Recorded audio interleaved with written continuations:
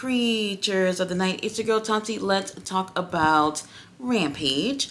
I know it's just about me and about 50 other people who's watching Rampage. So I love doing these reviews, especially for those who can't watch it. But I would say, like, this is one of those situations, rare situations, where I'm just like, I don't really need to review this. The show wasn't really all that to me at all.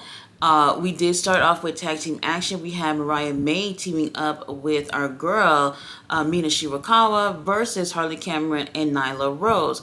Let me just be honest. I actually preferred Harley and Nyla. They seem to really fit each other, not just in the ring, but I would love to see them get into shenanigans outside the ring as well. I love both of their personalities. Mariah obviously being champion and them for weeks now letting everyone know that Mina is coming. Here she is. I think she's really, really talented, and I do think she fits well within AEW. However, it just was like, it's Rampage, and I couldn't be too excited for this.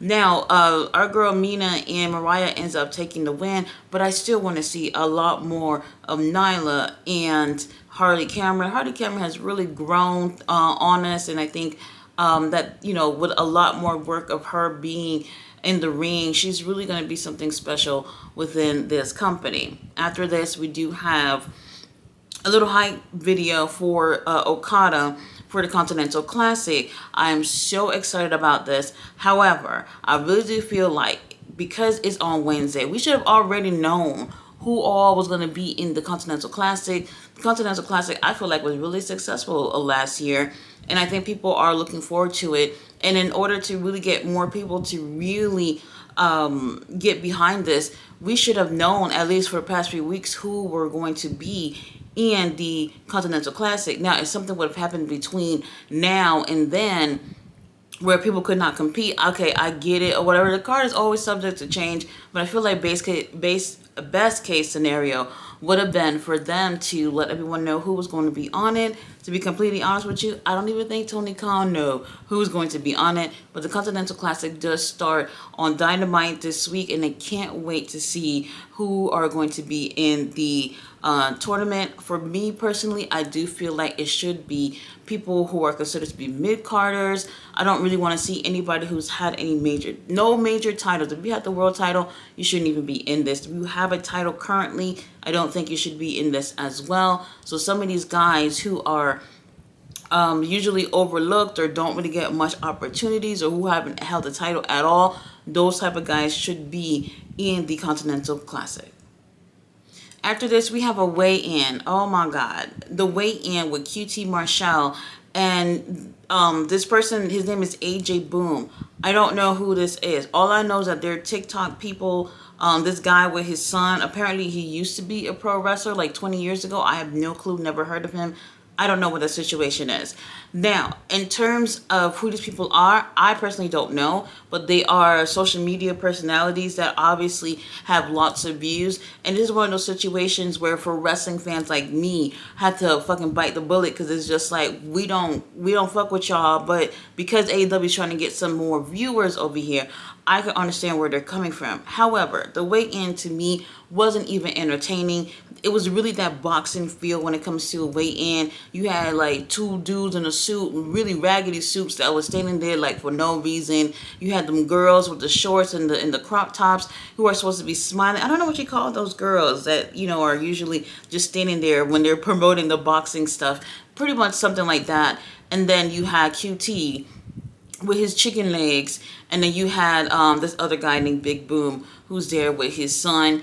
They get in on the scale, QT weighs whatever, and then the other dude gets on the scale and it was like 550 pounds, all this foolishness. For me, I just felt like, I get y'all trying to be funny, but it's really cheesy, and not cheesy in a good way. So for me, it felt like a little bit of a waste of time. If they were going to do this and want to get the wrestling fans to be behind this, this should have been done a little bit better to me. So for me, I don't care. This match is going to be on the pre-show. Doesn't really matter who takes the win here, but I'm pretty sure these TikTok people are going to end up taking the win, and it's whatever for me. After this, we do have a hype video for the 4-way tag team championship match that's going to be at the pay-per-view. I can't say I'm really excited about it because I don't feel like the title is going to change hands, but it's going to be an interesting matchup to see nonetheless. Now we get a really nice lengthy match with Juice Robinson versus The Butcher, and I'm just like, holy shit, okay, I thought this was going to be a squash. The Butcher is such a great wrestler. I just don't understand why when we think of The Butcher, we have to think of talent enhancement, if anything. And it's just like, I don't get it. Like, he shouldn't be jobbing every single time. Now, in terms of him in this match, he didn't come off as a jobber at all. He came off like a really credible opponent, which I appreciate. But we always know what the outcome is when he is in the ring. I really do wish that we would have gotten a chance to see much more out of the Butcher and the Blade, especially as a tag team within AEW. So for me, I couldn't get behind knowing that we know Butcher's going to take the L here. But it was great to see Juice Robinson in singles action. And what I preferred here on the show was that we saw people who were not going to be on the pay-per-view. And with that being said, obviously Juice Robinson takes the win. I just felt like, sure, we're using people who's not going to be on the pay-per-view, and I felt like it could have been a much better show for Rampage, and honestly, it did feel skippable for me. Now, after this, we have Thunder Rosa, who's back there, who is promoting the All-Star Lucha Rampage for next Wednesday. So they have a lot of stars coming over from CMLL, and I'm actually hyped for it. Now, they do end up getting Harley Cameron, who is also hyping this up. She's wearing a hologram mask. I know y'all miss hologram for the kids, not for me.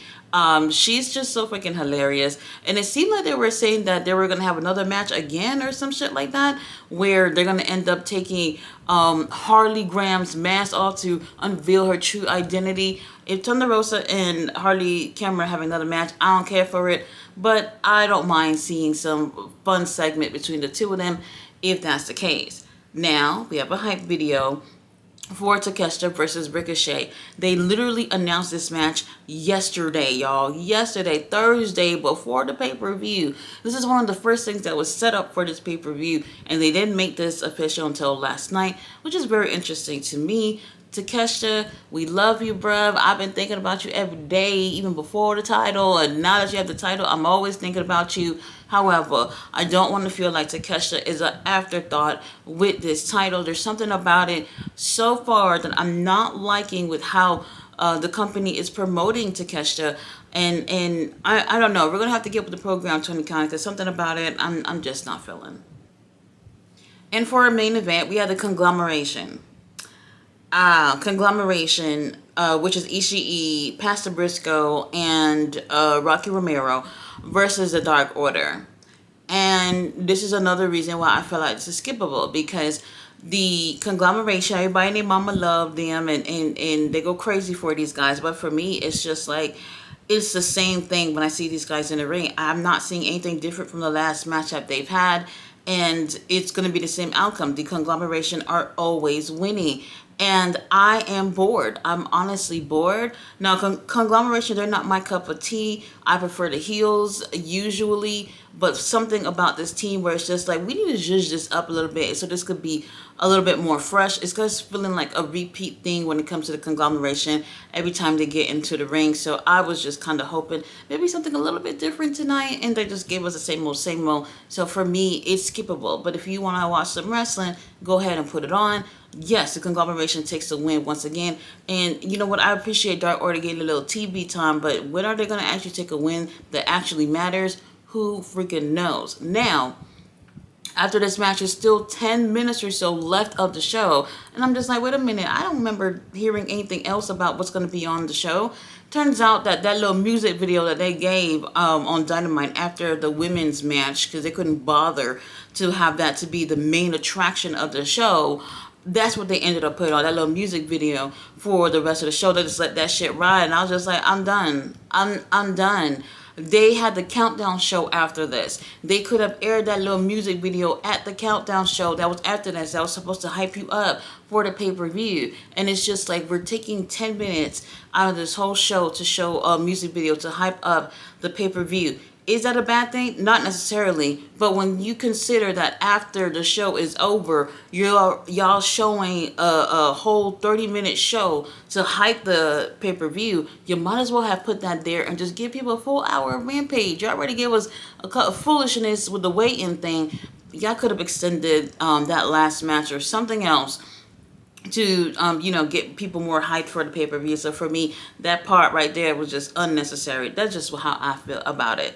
Now for the 0 hour pay-per-view, we do have two matches that were announced. We have Anna Jay going against Deonna Purrazzo. Apparently Deonna Purrazzo feels some type of way about Anna Jay not joining her group or something. I don't know what that's about, but I don't like the fact that we only have one women's match in the main card.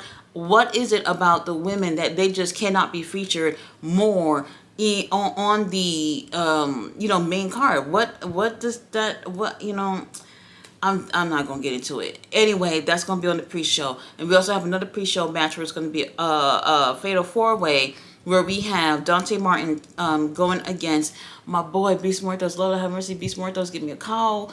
Versus Buddy Matthews versus Commander. I mean, I don't know where this came from, but at least they won't be sitting at home or catering doing nothing. So at least they are included in the pay-per-view. Kind of feels a little bit random, but whatever. I'll take it. Wouldn't be surprised if they added one more pre-show match. If that's the case, it is what it is. Tony Khan said he gonna make sure y'all get all the wrestling you guys can get your little $50 worth when it comes to Full Gear. And honestly, I don't feel like we need bloated pay-per-views. We can have less match and also feel like we're getting our money's worth at the same time. But at this point, we're really, really used to of how AEW do things. Guys, this show is skippable for me. You probably would feel the same. There are clips on YouTube if you want to watch that. That's probably better to sit through than the whole actual show. Either way, Full Gear is Saturday, and I am so excited to see how that pay-per-view turns out. So I'll see you guys tomorrow for the review for Full Gear. And if you want, you can watch my friends and I while we do the live stream for the Full Gear pay-per-view. It'll be a watch along. Come and have fun with my friends and I. We always have a great time. I'll see you guys then. Bye.